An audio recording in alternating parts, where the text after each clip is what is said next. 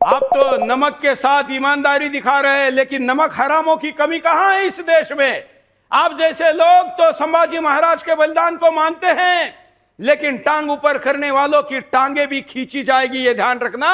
और इस समय वही बचेगा जो इतिहास के सत्य को स्वीकार करेगा। मुमताज रिजवी, क्या कहेंगे आप? मैं एक चीज सबसे पहले कहना चाहता हूं कि देखिए डॉक्टर साहब, आप जो है जब अपने किसी बुजुर्ग का नाम लेते हैं तो उसका सम्मान से, उसी तरीके से जब आप हुजूर सल्लल्लाहु अलैहि वसल्लम का नाम लें तो जरूर आप उनका एहतराम करें। बाकी आप औरंगजेब को कुछ भी कहें, हमें कोई एतराज नहीं है, क्योंकि औरंगजेब से हमारा कोई लेना देना नहीं है। अपमान नहीं किया।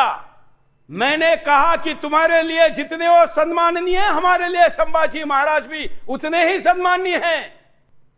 नहीं नहीं, वो ठीक है, लेकिन नाम भी देखिए, आप महाराज उनमें लगा रहे हैं, लेकिन आप मोहम्मद मोहम्मद जिस तरीके से, तो मुझे लग रहा है डॉक्टर साहब आप थोड़ा से। दूसरी चीज ये मैं कहना चाहता हूं, इतिहास हमेशा जो है, इतिहास लिखा ही इसीलिए जाता है, इतिहास होता ही इसीलिए है कि उसे पढ़ा जाए, उसे समझा जाए, और जो गलतियां हैं उसको सुधारा जाए। इतिहास का मकसद ही यही है, वरना इतिहास की जरूरत क्या होती डॉक्टर साहब बताइए? कोई जरूरत नहीं होती, नंबर एक।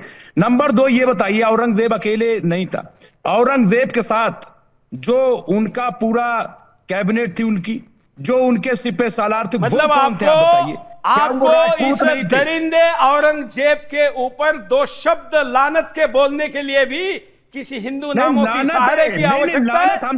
आपको आवश्यकता है ऐसे किसी गद्दार हिंदुओं के गद्दार का नाम जोड़ने की? लानत कौन कहेगा? हमसे ज्यादा लानत कौन करेगा? आप समझे नहीं, हमसे ज्यादा लानत कौन करेगा? मैं ये कह रहा हूं डॉक्टर साहब, लानत मलामत सब हो रही है, सब हो रही है, लेकिन आप ये देखिए, मैं औरंगजेब का हामी नहीं हूं। आपको पता है कि औरंगजेब ने सूफियाए कराम को, औरंगजेब ने जो अहले तशय्युद थे उनको किस तरह से ईजा पहुंचाई है, किस तरह से उनको कटवाया है। आपने अगर इतिहास पढ़ा होगा तो आपको मालूम होगा। और फिर जो अपने माँ बाप का ना हो, जो अपने भाई का ना हो, ठीक है, तो जो अपने सगे का ना हो, उसके बारे में क्या बात की जाए?